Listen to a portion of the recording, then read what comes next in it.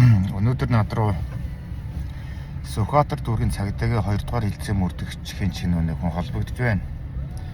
За ямар асуудал болов гэдгсэн чинь тантай холбоотой асуудлаар бишээ гэдэг хүнээс гомдол гаргасан байна.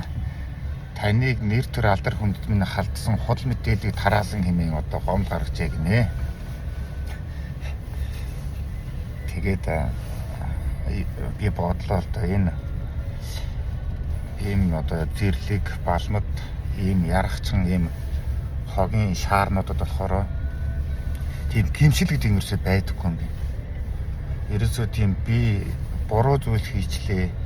Би буруу юм замаар явсан байна. Үүндээ гимшиж яах гэсэн ерөөс ямар ч тийм гимшил байдаггүй юм би. Тэгээ хоёрын хоёр ярахчин өсгөж хүмүүжүүлсэн энэ хүн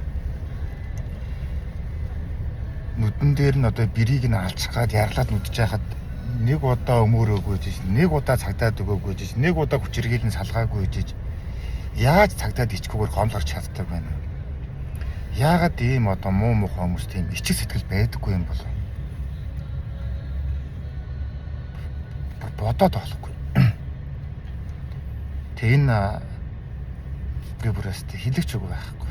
Яагаад ийм гэдэг юм бол хүмүүс тэр зэмээ юм муухай ярахчихэд хүний нялхах хүнийг хэвтэрт ортлон зодчоод 7 хоног үхэл амьдралтай тэмцээд хөвдөж яхад нь аяг шил оруулаад өгч ганц им аваад өгч сэтгэлгүй сэтгэл гараагүй тэр хүнээс нэр төр гэдэг юм зүйл яаж гарсан юм бол би гайхаад. Тэг бас угуул цэцэг гэдэг хүүхэн байна. Гэр бүлтэй хүний дундуур нь орж одоо тэгээд тэр бүх асуудал тарьчаад бас нав татаад өгсөн гэж.